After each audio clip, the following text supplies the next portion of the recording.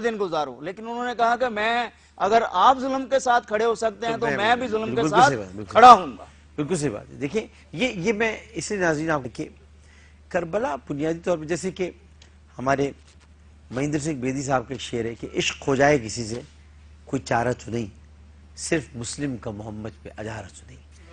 اسی طرح سے مطلب یہ کہنا کہ امام حسین ابھی پچھلے سیگمنٹ میں بات ہو رہی تھی کہ امام حسین کا ذکر جو ہے وہ کر رہے ہیں، جو شیعہ حضرات کر رہے ہیں، امام حسین ایک آفاقیت ہے، آفاقی نام ہے۔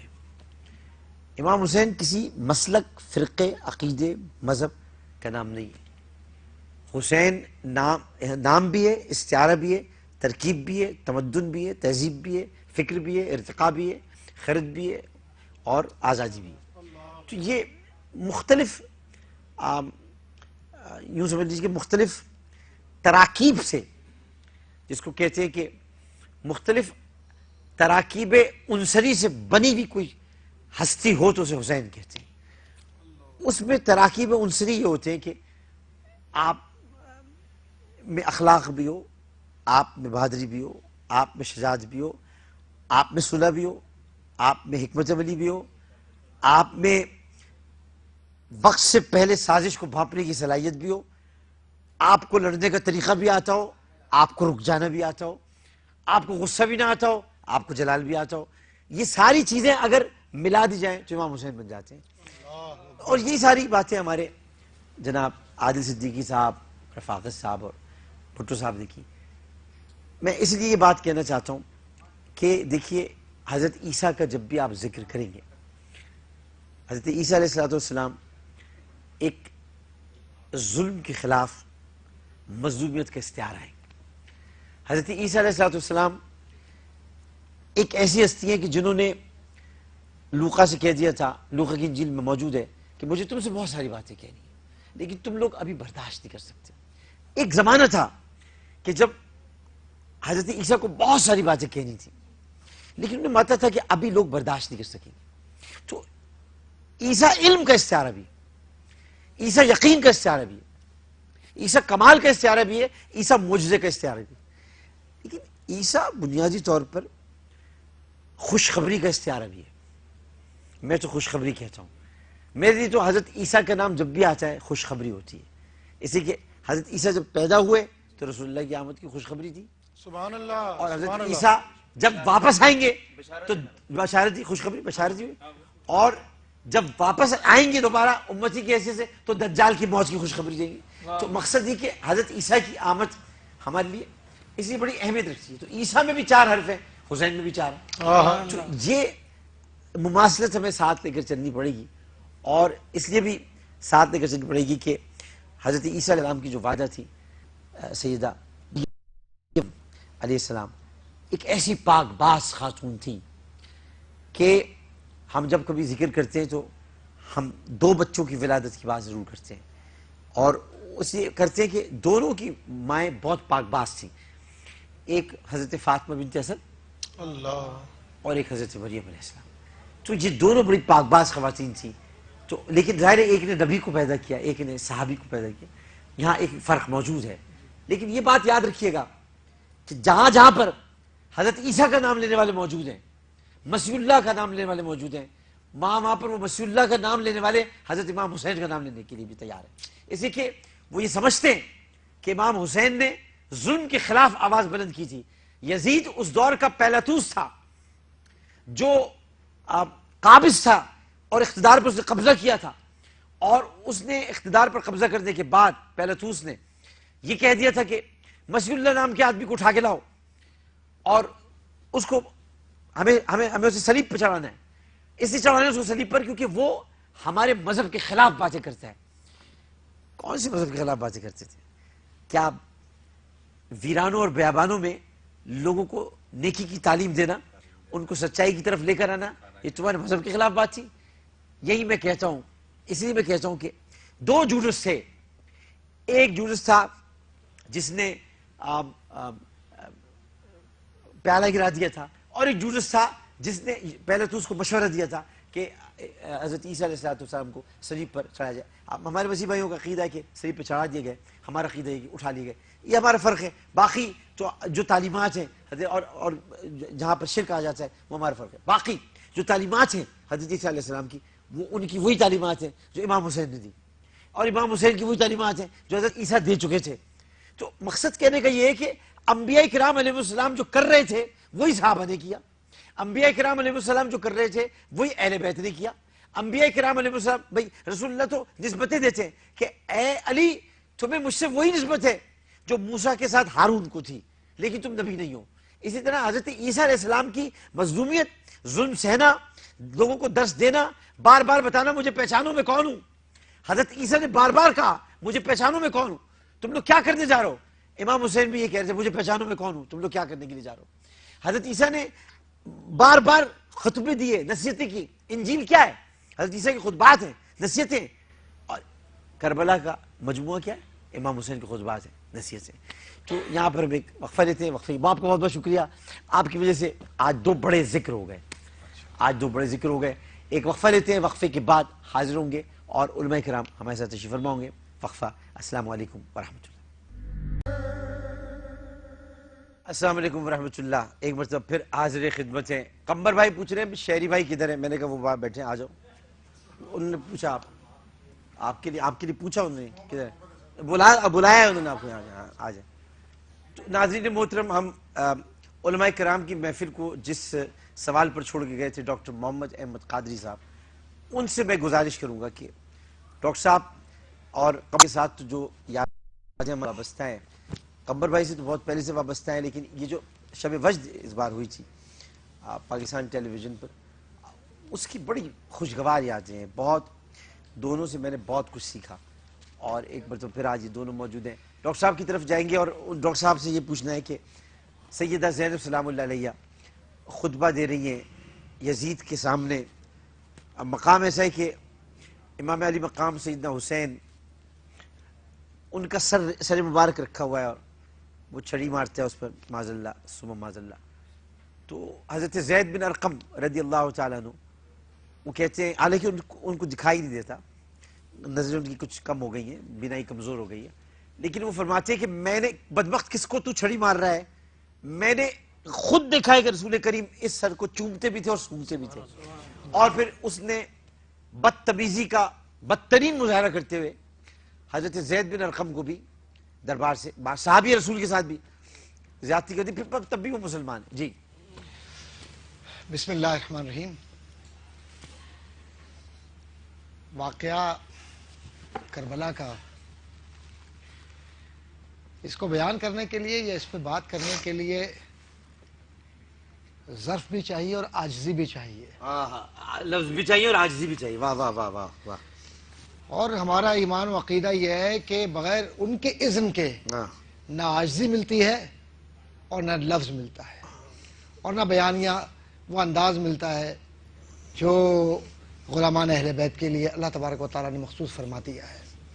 ان کی اجازت کے ساتھ یہ جو کلمات تبریک ہم پیش کرتے ہیں ان کی بارگاہ میں ہر پل, اور نمازوں میں ہم جو پانچوں وقت اہل بیت اطہار کی بارگاہ میں سلام عرض کرتے ہیں جی, اور حضور کی رضا ہم چاہتے ہیں کہ حضور ہم سے راضی ہوں.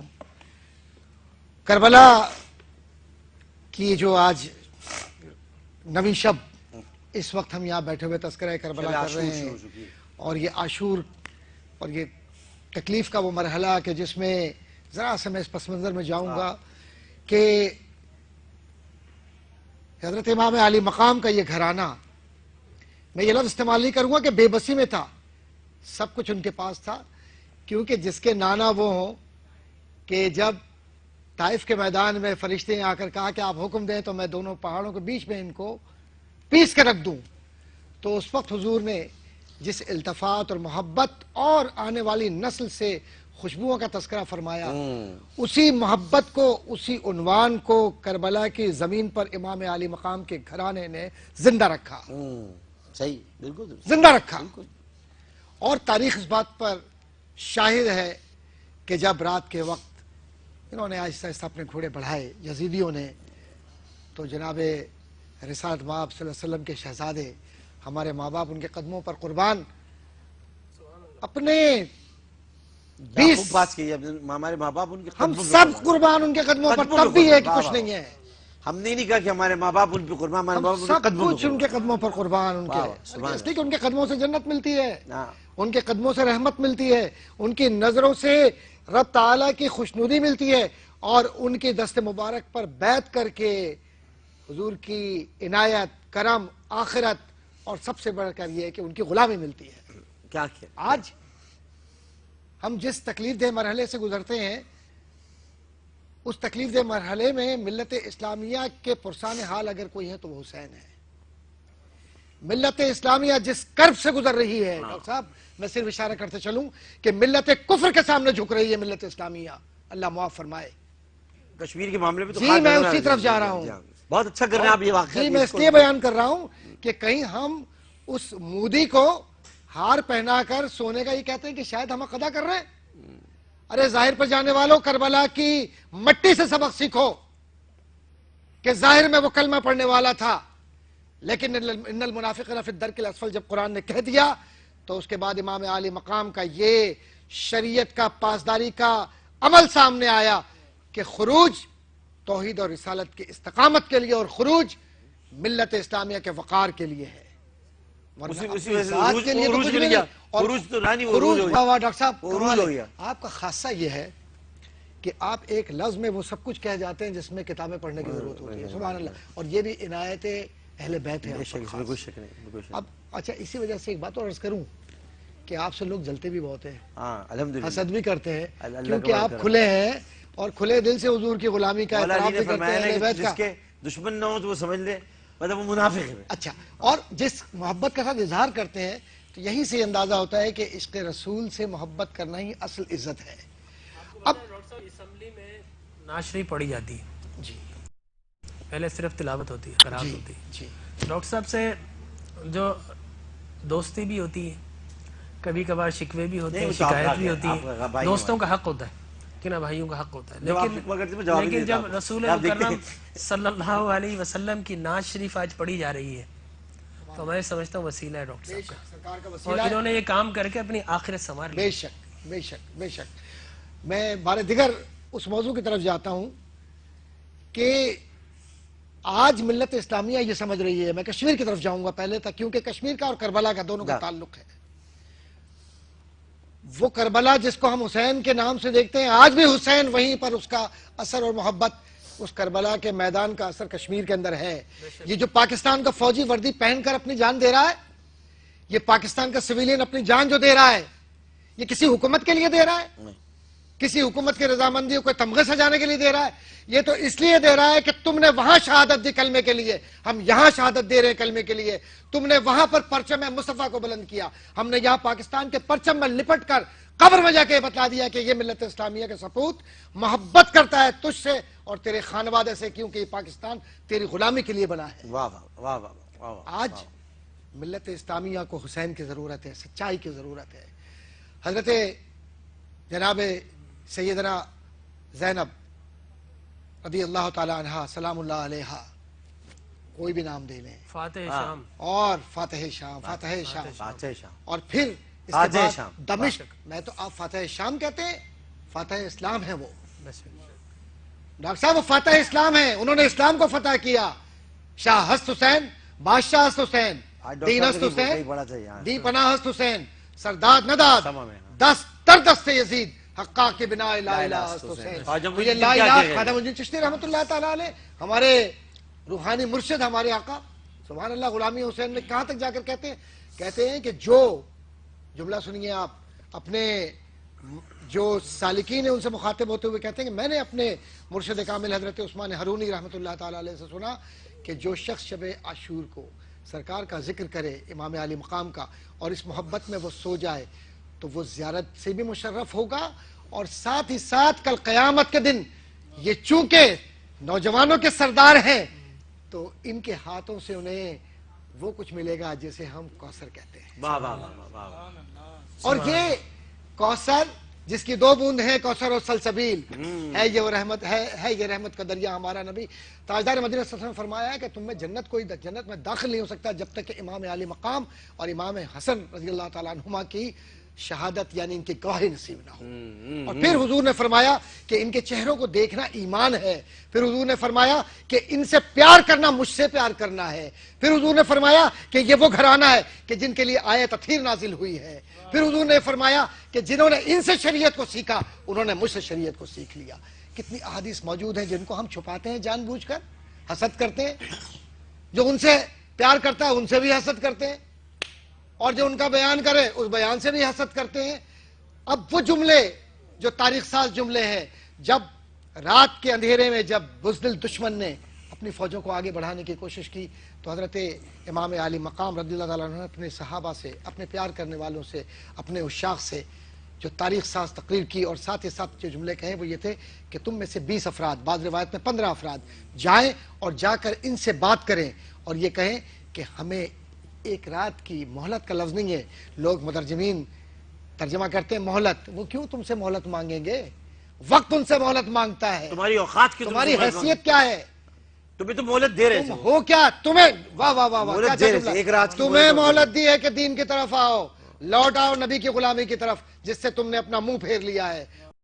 کر خدا جانے جاتے نہ عجیب ہوتا. عجیب بات ہے قمر بھائی, ایک عجیب بات ہے کہ وہ سیف پیسج مانگ رہے تھے.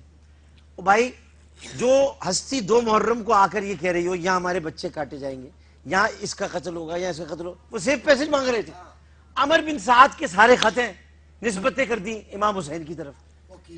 کتنا بڑا ظلم قیامت ہے. ہے, تاریخ کو بدل کے رکھ دیا.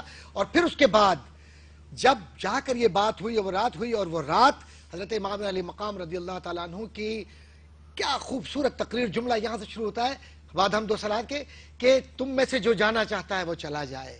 14 پڑاؤ ہیں ڈاکٹر صاحب, 14 پڑاؤ ہیں.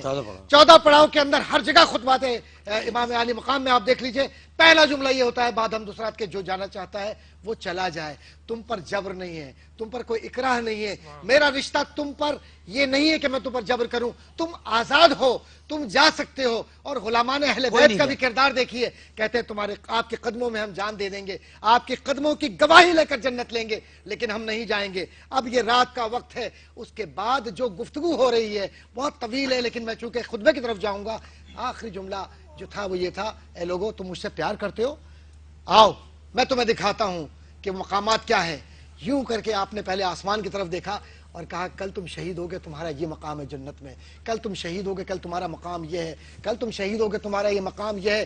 تو آپ تو نبی کے علم غیب کی بات کر رہے ہیں, نبی کا نواسا علم غیب میں یہ بات کر رہا ہے کہ جنت کا آقا ہے, جنت کھول دی گئی ہے اور بتلا دیا گیا ہے کہ کون کہاں رہے گا. اور شہادت کے مرتبوں کو بھی بیان کر کے امام علی مقام نے بتلا دیا کہ یہ کس کا مقام کون سا ہے. جنت جن کی جنت ہوتی ہے وہی بتاتے کسی کو ملے. جنت رسول اللہ کی, رسول اللہ نے ان کے حوالے کر سیدہ شباب اہل جنت. اس میں یہ بھی سبق ہے نا کہ اگر لیڈر صحیح ہو, حق و صداقت والا ہو, جرأت و شجاعت والا ہو, تو پھر وہ اندھیرا بھی کر دے, اس کے رفقا اس کو چھوڑتے نہیں. وہ 72 بھی ہو نا اور نہتے بھی ہو, سامنے ہزاروں کا لشکر ہو, تو پھر وہ ٹلتے نہیں ہیں. بے شک خطبے کی طرف میں اب آتا ہوں کہ اب یہ معاملہ ہو گیا, اتنا بڑا سانحہ, اتنا بڑا واقعہ, اور اشقیاء نے جس طریقے سے کیا اور جو کچھ بھی ہوا, اور جس طریقے سے وہاں تبل بجائے گئے اپنی فتح کے, ان یزیدیوں نے, بدبختوں نے, ملعون نے, اللہ کی لعنت ہو ان لوگوں پر کہ ان لوگوں نے وہاں اس بات کا بھی خیال نہیں کیا کہ تم ان صحابیات کو کہ جن کے لیے پورا قرآن اترا ہے, پورا پردہ اترا ہے, پوری پاکیزگی اتری ہے, پورے اجسام مطہرہ کے لیے کہ جہاں جبریل آتے ہوئے اجازت لیتے تھے, تم نے ان اجسام منورہ کی بے حرمتی کی, اور تم نے تاجدار مدینہ صلی اللہ علیہ وسلم کے گھرانے کو ناراض کیا.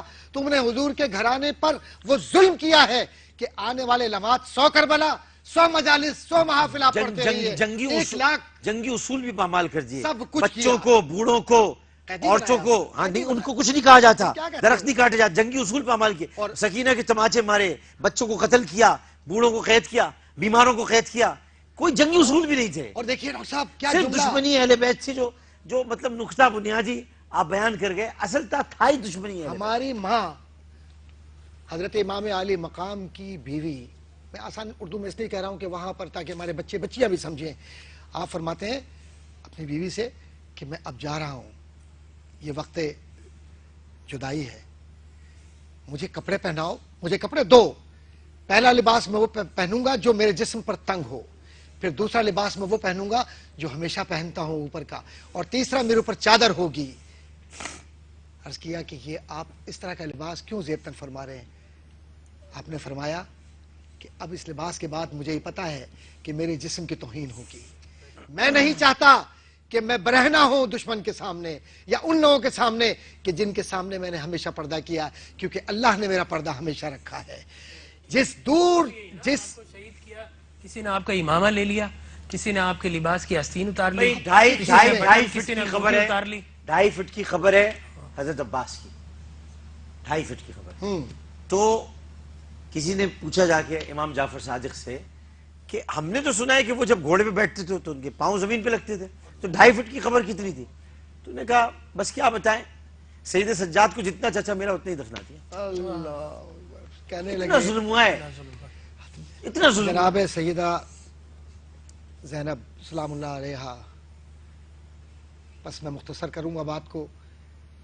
आप जब तशरीफ ले गई, यजीदी लोग बैठे हुए हैं, दरबार का लफ्ज इस्तेमाल, डॉक्टर साहब आपने बहुत सही लफ्ज कहा है, दरबार का लफ्ज इस्तेमाल नहीं करना चाहिए।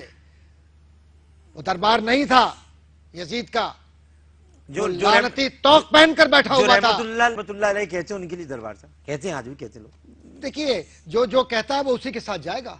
हम तो कहते हैं जो जिसके अल्लाह हमारा हशर इमाम अली मकाम के साथ कर आमीन, दे, अल्लाह और जिनको यजीद पर अल्लाह उनका उनके साथ कर दे। आमीन अल्लाह आमीन। मौलाना रूहानी रहमतुल्लाह अलैह अक्सर दुआ मांगते जी आप फरमाएं। अगर ऐसी बात है तो मैं 2-3 सवाल मैं चाहता हूँ। देखिए, मैंने इब्तिदा में कहा कि किसी को पहचानने के लिए ज़िद को पहचानना ज़रूरी होता है। मार्फत हुसैन के लिए ज़रूरी है कि इन हालात को समझें। वाक़यात देखें, ये कोई एक हादसा वाक़या नहीं है कि जिसको गुज़र गया, ये कोई रस्म और रवाज नहीं है कि ईद आई बकरीद आई, ये हुआ वो हुआ गुज़र गया, ऐसा नहीं। अगर आप में तब्दीली नहीं है, पहली मुहर्रम से लेकर 10 मुहर्रम तक और फिर चहलुम तक, आपके किरदार में, गुफ्तार में, अफकार में, आपके देखिए, और उससे भी पहले देखिए, नमाज के लिए भी जरूरी है कि किसकी नमाज पढ़ी जा रही है। अभी ये पहले आपने तो फिर फिक्र की बात आई।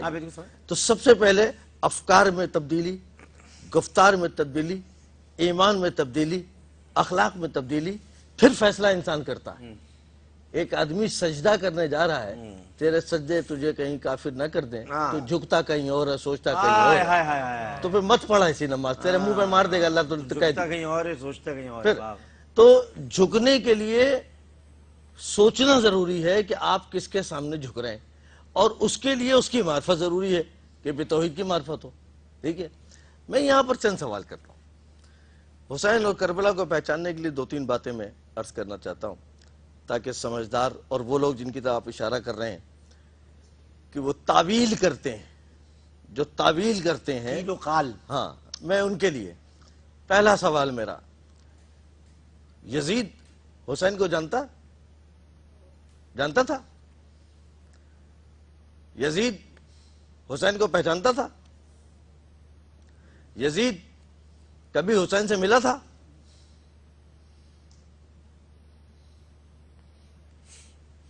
दुनिया की तारीख अगर मुझे जवाब दे दे, तीनों का जवाब नफी है। नहीं, खाली यजीद, एक शराबी जवारी, उसका कोई ताल्लुक नहीं लवाला। अच्छा, फिर इसी में एक अब दूसरे पहलू से मैं सवाल, किसने मशवरा दिया था यजीद को हाकिम वक्त बनाने का? किसने कहा? फैसला किसका था? लाया कौन था? क्यों लाया गया? फिर तलब बैत, अब फिर दूसरे रुख पर, और हजरत आयशा ने सख्त मुखालफत की। अब फिर आ रहा हूं, ठीक है ना। मुम्मिन सैयदा आयशा ने सख्त मुखालफत की थी। देखिए, उन तक तो बात पहुंची ही नहीं पहुंची थी, उन्होंने मुखालफत की। जी, वो जो गेम हो रहा कहा था कि हुसैन में से या अब्दुल्ला इब्न जुबैर में किसी को बनाया।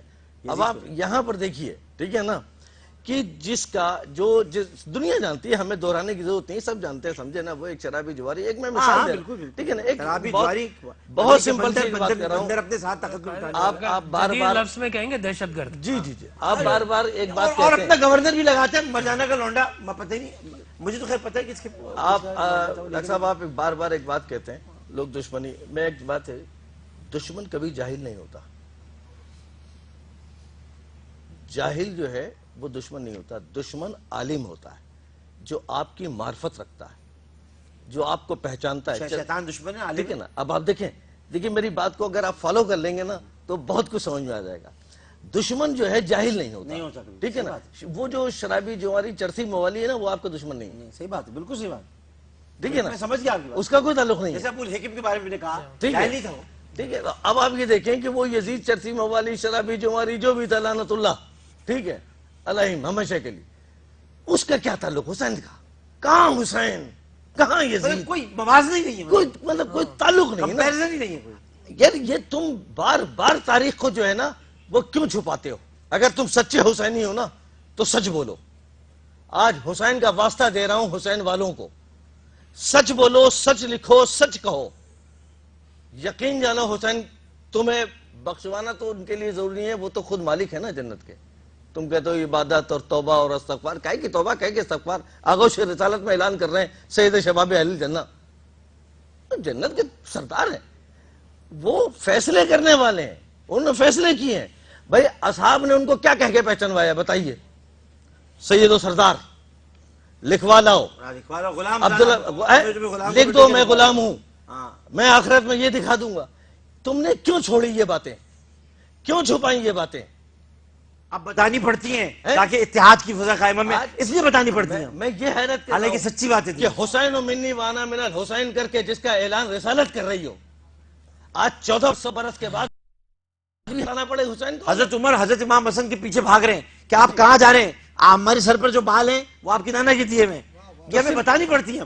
50 برس واقعہ پورا یہ نا کہ امام حسن حضرت عمر فاروق رضی اللہ تعالیٰ ملنے آئے. ہاں ملنا ہے جی. آپ نے دیکھا کہ ان کے میرے بغیر چلے بیٹے گئے. حضرت ابن عمر ابن عمر نے کہا کہ میں ملنا چاہتا ہوں. اندر سے اب جواب آیا کہ نہیں مل اور صاحب سکتے, بھی بیٹھے ہوئے تھے, ان کی وجہ سے چلے ان گئے. کے نہیں ملنے دیا. لیکن بعد میں پتا چلا کہ حسن بھی آئے تھے, عمر بن حضرت خطاب عمر دوڑے آئے. آپ نے فرمایا کہ اب نے میں دیکھا بیٹے کو بغیر ملنے نہیں چپلوں دیا, کے بغیر اور چپلوں بغیر کے. ٹوپی کے گئے. بیٹے کو نہیں مل رہا, مجھ سے کب ملے. کہا کہ یہ سر کے بال بھی تمہارے لیے, اللہ کے بعد تمہاری وجہ سے. یہی بات بالکل صحیح. اب یہ بتائیے کہ جب حضرت صلی اللہ علیہ وسلم نے ان کو پہچانوایا, قرآن نے پہچانوایا, توحید نے پہچانوایا, اور اس کے بعد نماز نے پہچانوایا, کندھوں میں سوار ہیں کہ اگر سجدے میں آ جائیں تو سجدہ رسول نہیں اٹھا رہے ہیں سر, پیغام آ رہا ہے جبرائیل کا, حسین اپنی مرضی سے اتریں گے. سارے کو پہچانوانے کے بعد 50 برس گزرے تھے, خالی صرف 50 برس گزرے تھے. اور اس کے بعد آپ یہ دیکھیں کہ کیا ہوا.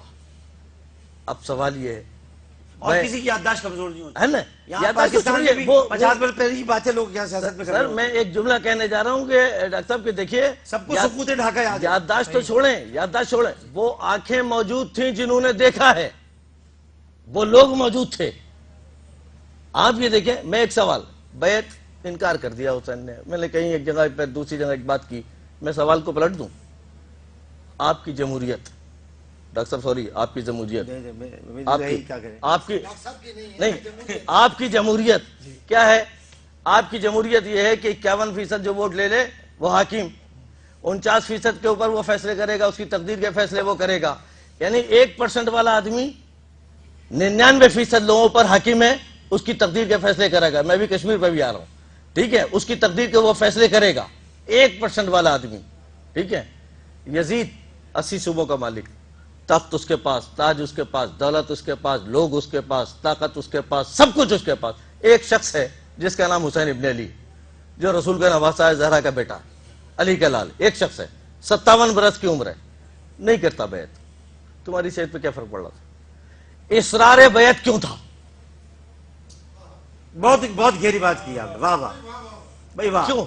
چھوڑ دو, تمہیں یہ سمجھ میں نہیں آئے گا کہ حسین نے انکار بیعت کیوں کیا. 80 صوبے تمہارے پاس, پوری طاقت اختیار, آخر ایک بیعت سے تمہارا مسئلہ کیا؟ ٹھیک ہے نا. آپ اس بات کو میری سمجھنے دیجئے لوگوں کو کہ انکار بیعت کیوں کیا ہے, تم کو نہیں سمجھ میں آئے گا. اللہ سمجھا دے تو سمجھا دے, وہ ہدایت دینے والا ہے. لیکن میں سوال پلٹ کر رہا ہوں کہ تم کو اسرار بیعت کیوں تھا؟ کیا ضد تھی کہ حسین سے بیعت لے لو؟ حسین نے کہا میں مدینہ چھوڑ دیتا ہوں, میں مکے چلے جاتا ہوں, تم مکے پہنچ گئے, یہاں ماروں گا. حج کو عمرے میں تبدیل کر دیا انہوں نے. حسین نے کہا کہ میں تقدس کو رکھوں گا, میں مکہ چھوڑ دیتا ہوں. پہلے مدینہ چھوڑا پھر مکہ چھوڑا, پہلے مدینہ چھوڑا دونوں پھر مکہ حرم دونوں کو چھوڑا. تم پھر پیچھے لگ گئے, نہیں ماروں گا, نہیں قتل کروں گا. تم ہو کون؟ آخر ایسا کیا مسئلہ تھا؟ آخر مسئلہ کیا ہے؟ اسرار بیعت کیوں ہے؟ ایک آدمی, ایک ناتواں اگر شخص ہے, تمہاری جمہوریت تو یہ کہتی ہے اگر اس جمہوریت کا نام اسلام ہے, تو پھر ایک شخص اگر انکار کر کے جا رہا ہے, اچھا یہ بھی کہہ رہا ہے مجھے تم سے کوئی واسطہ نہیں, تم کرو حکومت, تم کرو جو دل چاہے کرو. میں تو کوفہ جا رہا ہوں. میں تو جا رہا ہوں, ٹھیک ہے نا, میں مکے چلے جاتا ہوں, مکے سے کے بعد میں کوفے چلے جاتا ہوں, میں چھوڑ دیتا ہوں, میں صحرا میں چلا جاتا ہوں اپنے خاندان کو, بچوں کو لے کر کے. یہ خاندان رسالت صحرا میں چلا جاتا ہے, تم چھوڑ دو. تم نے کہا نہیں میں پیچھے آؤں گا اور 1 لاکھ کی فوج لے کے آؤں گا. ٹھیک ہے نا. آپ لے کر کے چلتے چلے رہے, آپ کوفے کے قریب پہنچے, مسلم بن عقیل کو قتل کر دیا تم نے, سفیر حسین کو قتل کر دیا, اور 3 درخواستیں بھی نہیں منظور. ٹھیک ہے, 3 درخواستیں بھی منظور نہیں کی. اس کے بچوں کو گلیوں میں تم نے قتل کیا, بھوکا پیاسا معصوم بچوں کو قتل کیا, اور اس کے بعد تم نے فوج بھیج دی, حسین جہاں بھی ہیں ان کو گرفتار کرو. دیکھیے تمہاری پیاس نہیں بجھ رہی ہے جو بغض علی کی, بغض اہل بیت کی, بغض رسالت کی.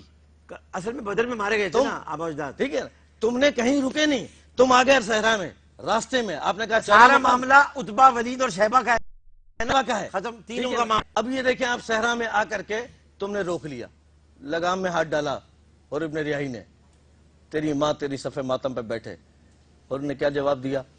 حسین میں آپ کی ماں کا نام نہیں لے سکتا,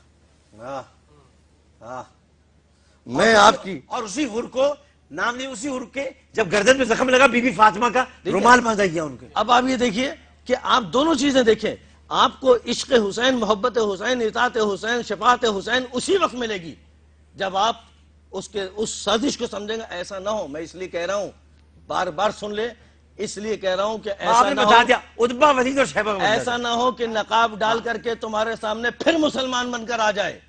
عتبہ, ولید اور شیبہ سمجھ تو گئے ہوں گے آپ. ڈاکٹر صاحب آج کشمیر کی بات چل رہی ہے نا, ایک جملہ کہہ دیجیے. دیکھیے آج بھی روئے زمین پر عالم اسلام میں آج بھی کشمیر میں بچے قتل ہو رہے ہیں, عورتوں کی بے حرمتی ہو رہی, دنیا دیکھ رہی ہے مظالم.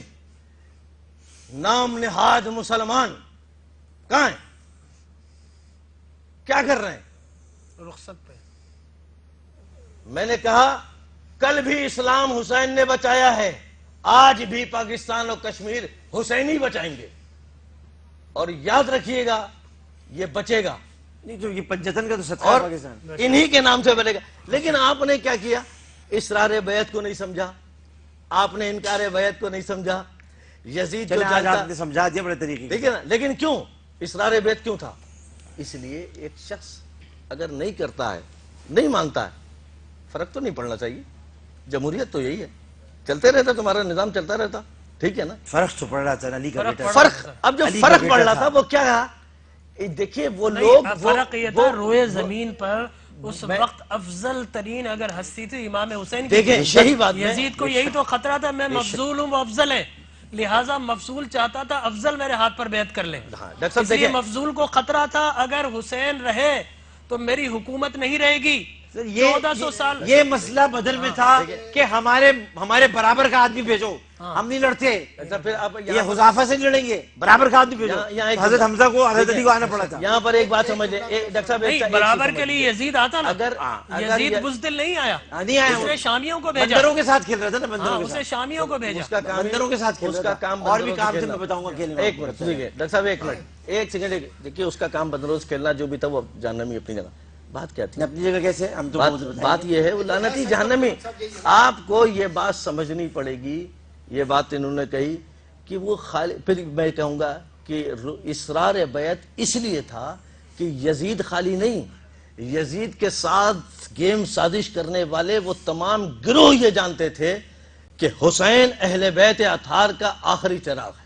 وہ یہ سمجھتے تھے حسین کسی فرد کا نام نہیں ہے, حسین کسی شخص کا نام نہیں ہے, حسین کسی قوم کا نام نہیں ہے, حسین کسی قبیلے کا نام نہیں ہے. وہ جانتے تھے کہ حسین ایک قرآن کا نام ہے, حسین ایک رسالت کا نام ہے, حسین ایک توحید کا نام ہے. حسین روئے زمین پر وہ شخصیت ہے کہ جس کے نام سے توحید و اذان و قیامت تک دین باقی رہے گا. اس کو مٹانا تھا دین کو. اب آپ دیکھیے کہ کربلا کے اندر ان کی خواہش صرف یہ تھی، لیکن علی ابن الحسین سے لے کر میں نے ایک جملہ کہا کہ آج بھی ایک حسین کے انتظار میں ہو نا، ایک فرزند حسین کے انتظار میں ہو، امام مہدی کے. مسلمانوں ایسا نہ ہو کہ کل کی طرح آج کے حسین کو بھی تم تنہا کر دو یا آج کے حسین کو بھی تم قتل کر دو. کر نہیں سکتے، پیشن گوئی آئی ہے نا. تو اب آپ پیشن کو گوئیاں موجود ہیں، کر نہیں تیار ہونا پڑے گا منافقوں کی اب وہ نفاق کو تنہا کر سمجھنا. دیں گے سب کو. ہاں اب وہ تنہا کر دیں گے تو سب. تم کو سمجھنا پڑے گا کہ وہ لعنت اللہ جتنے ہیں حسین کے دشمن ان پر لعنت بھیج کر کے آپ آگے. جی ڈاکٹر صاحب. میں جو عرض کرنا چاہ رہا ہوں کہ مولانا صاحب آپ نے بھی اس میں ذرا کچھ حصہ ڈالنا ہے. آپ حضرات کی جو اصل میں اب دو موضوعات الگ الگ چل رہے ہیں، میں یکجا آپ کروں ہی لے کے اگر آپ چلیں. اجازت دیں. اب تو آپ- اگر آپ اجازت دیں تو میں اس کو ایک جانب وہ ہے کہ حسینیت، تصدیق حسینیت ہوتی نا اگر اس کی بیعت پر، تو قبلہ پوری شریعت بدل جاتی. سعادت کا مطلب یہ ہوا کہ شریعت کو جس طرح سے امام علی مقام نے بتایا اور بچایا، بتایا انہوں نے کہ بنا الہ الہ. ٹھیک ہے، تو یہ توحید اور رسالت کی تصدیق ہوتی ہے اگر ان کا ہاتھ پاکیزہ ہاتھ. اور پاکیزہ ہاتھ جو نور کا ہاتھ ہے وہ نار کے اندر جاتا کیسے؟ کیفیت یہ ہے کہ امام علی مقام رضی اللہ تعالی عنہ جس وقت اس شہادت کی طرف تشریف لے جا رہے ہیں اور جس طرح سے ان کی گفتگو ہو رہی ہے، اور آخری جو جملے ہیں جب میدان میں آپ تشریف لے گئے اور اس کے بعد دوبارہ تشریف لائے، تو آپ نے یہ فرمایا حضرت زینب سلام اللہ علیہ سے کہ اب اس کے بعد میں لوٹوں گا نہیں، یہ میری تم سے آخری ملاقات ہے، میری بات تم ان بچوں کی حفاظت کرنا، میرے بعد تم دین کی استقامت کو اسی طرح رکھنا جیسے حسین نے زندہ رکھا ہے، میرے بعد یہ یزیدی تمہاری بے حرمتی کریں گے، بچیوں کی بے حرمتی کریں گے، لیکن تم پر یہ دین اسلام کا فریضہ ہے کہ تم ان کی طہارت کو، ان کی پاکیزگی کو، ان کے پردے کو، اور ساتھ ہی ساتھ اس شجاعت کو جو علی کو ورثے میں ملا ہے زندہ رکھنا. اور رکھا ہوں. اور اس ورثے کی شہادت دیتے ہوئے جب جناب زینب رضی اللہ تعالی عنہ پہنچتی ہیں اور اس ملت کفریہ سے مخاطب ہیں، میں یہ جملہ ادا کر رہا ہوں جان بوجھ کر کہ ملت کفریہ سے مخاطب ہیں، تو میں مخاطب کے لیے میں نہیں چاہتا کہ صرف بیچ بیچ کے جملے کچھ توڑ کر کہوں، میں چاہتا ہوں کہ وہ براہ راست الفاظ سناؤں جو وہاں خطبے کے ہیں. بسم اللہ الرحمن الرحیم. جو قرآن کریم کی آیات پڑھی اور سب کچھ ہوا، اس کے بعد فرمایا آپ نے کہ اے یزید ملعون، کیا تو گمان کرتا ہے کہ ہمیں قید کر کے تو نے ہم پر زمین و آسمان کی فضا کو تنگ کر دیا ہے؟ بالکل ایسے. کیوں تو نے ہمیں قید کر کے بازاروں اور شہروں میں پھروایا ہے؟ کیا تو گمان کرتا ہے کہ تیرے اس عمل سے ہم اللہ تعالیٰ کے حضور ذلیل ہوئے ہیں؟ اور اس طرح کیا تو نے اللہ کے سامنے اعزاز و منزلت حاصل کی ہے؟ کیا تو نے گمان کر لیا ہے کہ اپنے اس عمل سے تو نے اللہ کے حضور اتنا بڑا کام سر انجام دیا ہے کہ جس نے غرور و تکبر سے تیری ناک کو پھلا دیا ہے، اور تو بڑے غرور سے اپنے چاروں طرف دیکھتا ہے، درا حالانکہ تو انتہا سے زیادہ خوش اور مسرور ہے. کیا تو دنیا کو آباد اور اپنی مرضی کے مطابق پاتا ہے؟ اور کیا سمجھتا ہے کہ دنیا کے تمام امور تیری مرضی اور تیرے منشا کے مطابق انجام پاتے ہیں؟ نیز کیا تو سمجھتا ہے کہ ہمارے مقام و منصب کو تو نے درست جانا ہے؟ یزید ذرا غور سے سن، کیا تو فرمان الہی کو بھلا بیٹھا ہے؟ جو لوگ کفر و بے دینی کے میدان میں، قرآن کریم کی آیت، جو لوگ کفر و بے دینی کے ایمان میں قدم رکھتے ہیں، یہ گمان نہ کریں کہ جو مہلت ہم نے انہیں دی ہے وہ ان کے فائدے میں ہے، بلکہ ہم نے انہیں اس لیے مہلت دی ہے کہ انہیں اپنے گناہوں میں اضافے کی مہلت زیادہ ملے، اور ذلیل کرنے والا عذاب ان کے لیے مہیا ہے. اے ہمارے آزاد کیے ہوئے لوگوں کی اولاد، ہائے ہائے کیا تاریخی جملہ، تاریخی جملہ تو ہر لفظ پہ قربان چاہیے یار، حوصلہ چاہیے. آزاد کیے ہوئے لوگوں کی اولاد. ہاں ہم کہتے ہیں آج کے بڑے بڑے بولنے والے دنیا نے پیدا کیے، کبھی نیلسن مینڈیلا کی بات کرتے ہو، کبھی سینٹ تھامس ایکوناس کی بات کرتے ہو، کبھی مارسیلیو کی بات کرتے ہو، کبھی میکیاویلی کی ایسا بات لگ رہا ہے کرتے حضرت علی بات ہو. کیا ہے علی تو بول رہے ہیں. وہ لہجہ علی ہے. وراثت کس کی آپ ہے؟ خون کس کا ہے؟ اس جملے کو دہرائیے، ہاں. جملے کو دہرائیے اور پھر ایک منٹ رکیے. اے ہمارے آزاد کیے ہوئے لوگوں کی اولاد، کیا یہ انصاف ہے جی کہ تو نے، اے عمر سعد، اے ابن زیاد، جی جی جی جی کیا یہ انصاف ہے کہ تو نے اپنی عورتوں اور کنیزوں تک کو تو پردے میں تو نے اپنی عورتوں اور کنیزوں تک کو تو نے پردے میں بٹھا رکھا ہے؟ لیکن اللہ اکبر، رسول کی شہزادی سینے پھٹتے یہ جملہ سن کر، لیکن رسول اللہ کی بیٹیوں کو نام محرموں کے درمیان قیدی بنا رکھا ہے. فاطمہ کی بیٹی، ان کے پردے حرمت کو تو نے پارا پارا کر دیا ہے، ان کے چہروں اور صورتوں کو اور ان کے لباس کو خراب کر کے بے پردہ کر دیا. کہاں تک پڑھوں، کہاں تک پڑھوں؟ دیکھیے یہی ہے. ایک بات عرض کرتا چلوں کہ صرف تبصرے کے لیے چونکہ بات کہی تھی، لیکن میں نے برکت کے لیے یہ اچھا، جملے بہت پڑھے، بہت بڑا آپ نے میں نے جان بوجھ کر پڑھا. میں نے کہا کہ بجائے اس کے کہ ہم صرف حوالے دیں، یہ میرے بچے بچیوں کو ہی معلوم ہے کہ یہاں سے اس میدان سے جمہوریت ان کے قدموں. کیا جمہوریت؟ کس سے کی جمہوریت؟ تم جھوٹ بولتے ہو، جی تم جھوٹ بولتے ہو، بالکل وہ سچ ہے، وہ جمہوریت ہے. بالکل. تم ڈر جاتے ہو، وہ سچ ہے، وہ سچ کے سامنے ڈٹ جاتی ہے، کفر کے سامنے ڈٹ کر سچ بولتی ہے. تم پشیماں ہوتے ہو صرف ان چیزوں کے لیے جو ظاہری مصلحتوں کا تقاضے کے تحت وقتی یا جز وقتی فائدہ پہنچائے. وہاں حسین کی بیٹی بہن اور علی کی بیٹی سینہ اپنے سینوں کو علم سے بھر کر، قرآن سے لبریز کر کے، اپنی زبانوں پر قرآن کی تلاوت کر کے اس طرح سے مخاطب ہیں کہ کون ہو تم، تمہاری حیثیت کیا ہے؟ تمہاری حیثیت میں تمہیں یاد دلاتی ہوں کہ تم تو غلام ہو ہمارے.